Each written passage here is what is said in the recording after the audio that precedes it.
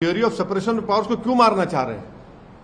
Basic structure को क्यों मारना चाह रहे हैं आप लगा तो रहे हैं। आप तो सजदा भी कर दिए थे जब पार्लियामेंट गए थे, मगर पार्लियामेंट की खूबसूरती यह है कि theory of separation of powers, अगर प्रधानमंत्री ऐसा इनॉग्रेट करेंगे और स्पीकर को पीछे कर देंगे तो सवाल मोदी और ओम बिरला साहब का नहीं है, ये एक प्रेसिडेंट बन जाएगा गलत, जो हर प्रदेश में, हर स्टेट में हर चीफ मिनिस्टर बोलेगा कि नहीं स्पीकर कुछ नहीं, मैं हूं।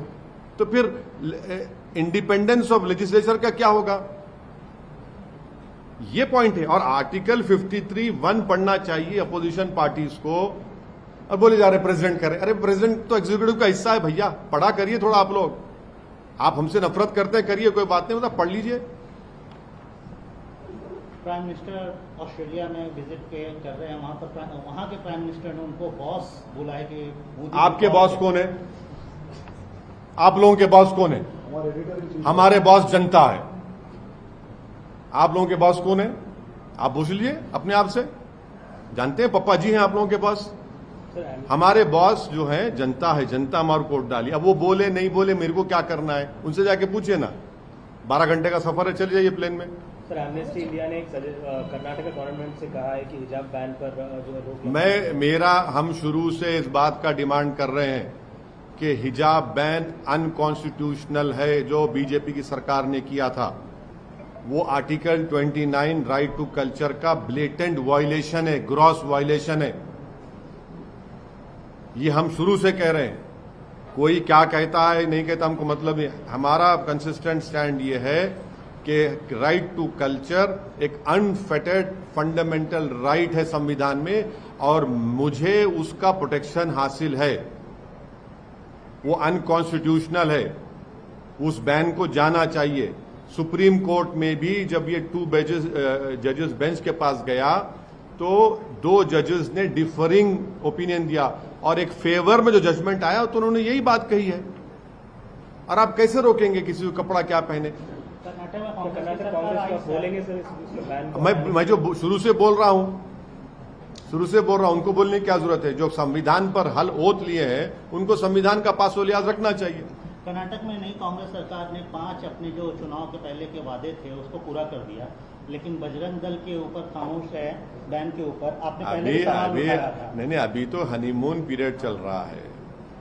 इब्तिदाई इश्क देखिए आगे होता है क्या? अभी छोड़िए ना, इतने जल्दी उन लोगों को आप क्यों बोलेंगे? अभी तो शुरुआत हुई है उन लोगों की, अभी तो आगे जाना है। थोड़ा टाइम दीजिए उन लोगों को, उसके बाद फिर ये सब सवालात आपके वाजबी हैं, जनता देखेगी। मगर अभी इतनी जल्दी क्यों? नई सरकार बनी है, उनको टाइम दीजिए। ये जो न्यू पार्लियामेंट बिल्डिंग है और ये जो सिंबल जो लगाने की बात कर रही है, ऑपोजिशन पार्टीज कह रही है कि ये एक कम्युनल डिवाइड करने की कोशिश कर रही है बीजेपी। आप कैसे देखते हैं? क्या ये कम्युनल डिवाइड की तरह आप देखते हैं इसको?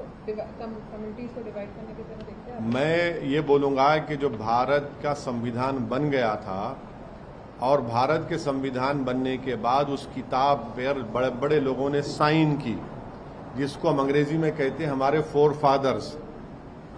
उस संविधान की किताब में भारत की हिस्ट्री में जो लोगों ने बड़ा रोल अदा किया, उन सब की फोटो है, जिसमें राम सीता की भी है, गौतम बुद्ध की है, महावीर की भी है, गुरु नानक जी की है, और उसमें बादशाह अकबर की भी है, झांसी रानी की भी है, और टीपू सुल्तान रहमतुल्लाह अलैह की भी है। वो किताब तो पार्लियामेंट के लाइब्रेरी में मैं देख के आऊं, आज भी है। अब उसको क्या करेंगे आप उसको क्या करेंगे? और दूसरी बात, ये देश का जो संविधान है वो किसी रिलीजन को मानता नहीं है, वो सब रिलीजन को सेलिब्रेट करता है। और अगर बीजेपी इस देश को 1 नेशन 1 रिलीजन 1 कल्चर 1 लैंग्वेज के लाइन पर लेके जा रही है, तो फिर ये तो आप उन लोगों को धोखा दे रहे हैं जिन्होंने इस देश की आजादी में अपनी जानों को कुर्बान किया था। बाबा साहब अंबेडकर ने जब संविधान में बात की थी, लिबर्टी, इक्वालिटी, फ्रेटर्निटी, जस्टिस, ये प्रियम्बल क्या है? ये इसको समझने की जरूरत है। क्या लगता है सर, नए पार्लियामेंट बिल्डिंग में समान आचार नागरिक संहिता, यूनिफॉर्म सिविल कोड का बिल गवर्नमेंट लेके आएगी? प्रॉब्ली फर्स्ट बिल हो सकता है। अब नहीं मालूम कि क्या क्या लेकर आएंगे, नहीं लेकर आएंगे, मगर हम फिर से देश के वजीर आजम से, प्रधानमंत्री से डिमांड करते हैं कि आपका नाम तो प्लैक पर आ जाएगा और रहेगा भी, मगर इनॉग्रेशन स्पीकर लोकसभा ओम बिरला साहब से करवा दीजिए। जरा दिल बड़ा करिए ना, दिल बड़ा करने में क्या हो जाएगा? आप बाजू ठहरिए खैंची से, ओम बिरला साहब काट देंगे उसको, और क्या है उसमें बुरी बात क्या है? कभी कभी सेकेंडरी भी तो हो जाइए। हर चीज में आपके आगे रहेंगे तो कैसा होगा? ये तो theory of separation of powers का मामला है। हाँ, आपकी पार्टी है, अलग बात है, एग्जीक्यूटिव का फंक्शन है, बिल्कुल आप प्राइम मिनिस्टर हैं, मगर ये तो लोकसभा है, लेजिस्लेचर है, ये तो बेसिक स्ट्रक्चर का हिस्सा है। इसमें भी आप सामने रहेंगे तो कैसा होगा बताइए? फिर संविधान पर आपने ओथ लिया है, आपने तो सजदा किया है पार्लियामेंट के सामने, आपने संविधान को चूमा है। सर, एक और इम्पोर्टेंट जो बात चल रही है आजकल ऑर्डिनेंस को लेकर के, दिल्ली सरकार वर्सेस सेंटर, जिस प्रकार से सेंटर में ऑर्डिनेंस, देखिए सुनिए, ऑर्डिनेंस जो लाया गया है सुप्रीम कोर्ट के जजमेंट के बाद लाया गया है। लीगली सरकार को राइट है ऑर्डिनेंस लाने का, मगर एथिकली उनको राइट नहीं था। लीगली तो राइट है, एथिकली उनको राइट नहीं था। जब सुप्रीम कोर्ट ने कह दिया तो आपने ऑर्डिनेंस ला लिया, उनको लीगली राइट है। अब हम ये पूछना चाह रहे वो हमारे छोटे रिचार्ज की पार्टी से कि आर्टिकल 370 जब पार्लियामेंट में आया था तो आपने बीजेपी को सपोर्ट क्यों किया? आज आप रो रहे हैं, आज आप रो रहे हैं। कल हम जब पुकार कर कह रहे थे कि आपने सपोर्ट क्यों किया 370 का। 370 को जो निकाला गया है वो कॉन्स्टिट्यूशनल ब्रीच है। आपने जम्मू कश्मीर लद्दाख को अलग अलग कर दिया। जब आपने सपोर्ट किया था, नहीं किया था, दिल्ली के मुख्यमंत्री की पार्टी ने, आपने सपोर्ट किया था, तो उनको बीजेपी को मौका मिल गया ये करने का। अब ये लंबा चलेगा।